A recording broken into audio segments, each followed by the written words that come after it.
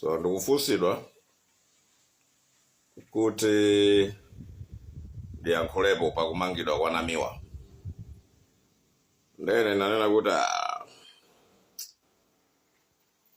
there is nothing to talk about other than chimene mungadziwe ndi chakuti boma anthu andale akayamba kumanga anthu ndekuti ngati Namiwa mukesi yake ngati ayamba kufuna kumamanga milandu yake akuti treason chifukwa chokuti anapereka statement kuti china yake chichitika within 2 months, imene timaiti scapegoatism.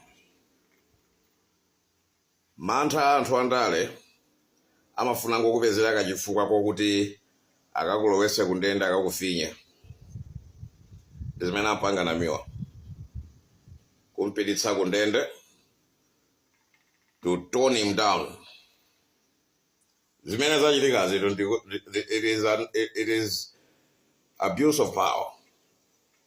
Anachula maina anthu ena andale amene akumanga mahotelo nde because ndalama zake sangapange explain nde akwaulula kuti mutiuze kuti ndalama zanu zochokera kuti.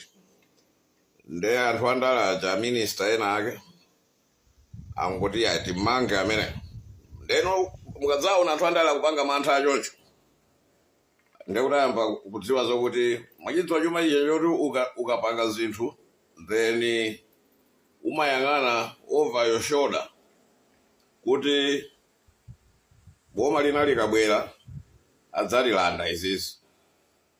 Ngati panopa kumalawi kuchitika political transformation yoopsa kwambiri. It's gonna be a revolution.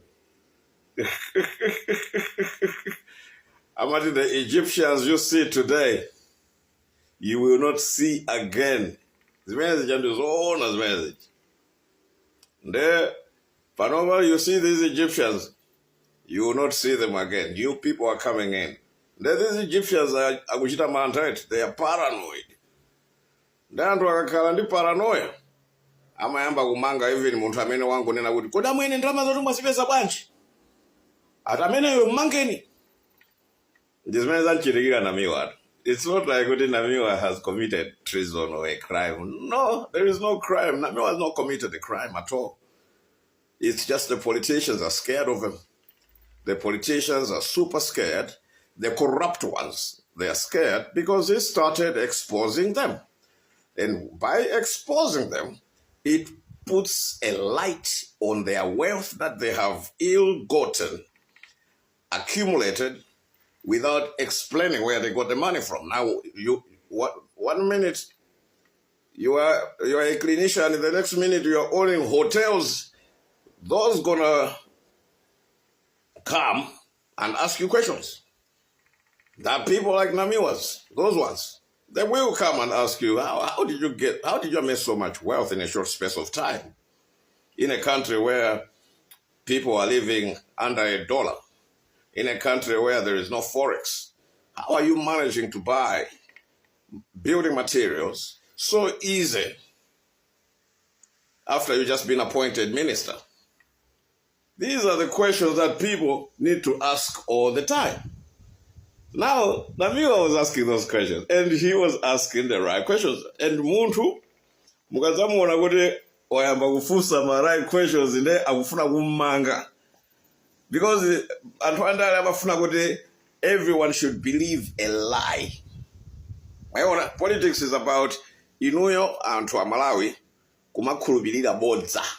Because a politician presents a lie. Tamvana?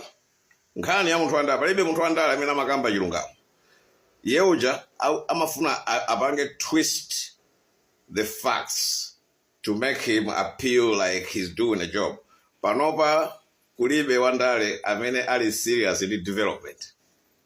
Koma ali serious in kuzipanga develop iwo. Then Namiwa amafuso amenewo. Namiwa ni munthu wanzeru kwambiri. And ndi munthu olimba mtima. What did they do? Atangopezeka kuti Namiwa wamangidwa. Anagula ma civil society zake kuti ambe kumpanga ataki Namiwa.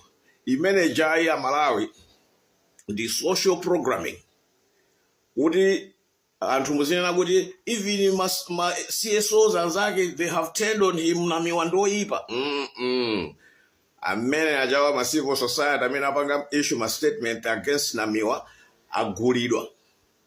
Ndi mbava zimene zijazo kama chona china kechima yanku ndiyo mukatuli ndi ma issues kumanyira kuti achipatsa drama chikufuna kuyankhula against Namiwa. Namiwa's conscience is clean. Namiwa stands for the truth, speaks the truth, and the power of that be is scared. The politicians are scared. Panoba agula anthu ambiri mbiri to attack Namiwa. They know, I mean, I say something. No. I mean, it's a political machination. Everyone wants Namiwa gone. Because Namiwa is now, and I am bado kuyankhula zinthu zokuti zapangitsa Malawi mbiri kuyamba kuganiza kodi chikuchitika ndi chani. Bwanji mkulu yusiri kumuona. Mafunso ambiri anthu akufunsa kuti kodi bwanji siri kuonapo nanga kodi zikuti bwanji. You know, when people start asking questions, ndo amene madzowa zokuti Namiwa watsegula anthu ambiri m'maso. Ndi akufuna kuti ampange tone down. Imeneyo ndi discipline, discharging of political discipline, kuti Namiwa apangidwe disciplined. Asiya kumatokota, asiya, he was getting too close to the truth, because anayamba kunena kuti, namumva atu ananena kuti kangata jena asatha kutenga boma within 2 months. Ndeno ino anthu muzifuse kuti, statement imene anayankhula Namiwa ichi, inachokera kuti. Namiwa anapatsidwa intelligence, information, kuti sizili bwino kumpanda. Ndeno Namiwa anayankhula. The powers that be, ananena kuti, fana, wayamba kubwera too close to the truth. Muziyamvera anthu akamayankhula, musamaope kuyankhula dziko ndi lanu. Sikuzakhalanso another country. That is your country. Love it. Yankhulani. Koma, remember kuti mukayankhula zokuti ndizachilungamo kwambiri ngati imene anapangira Namiwa adzikumangani. Because anthu andalewa ngauba.